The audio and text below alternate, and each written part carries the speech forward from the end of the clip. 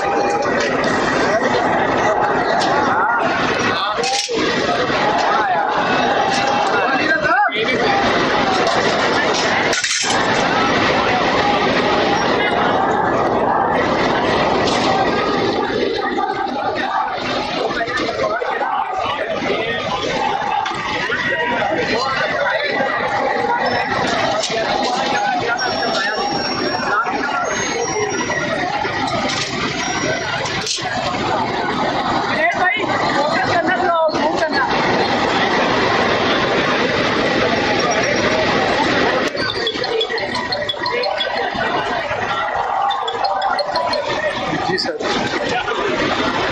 जी sir.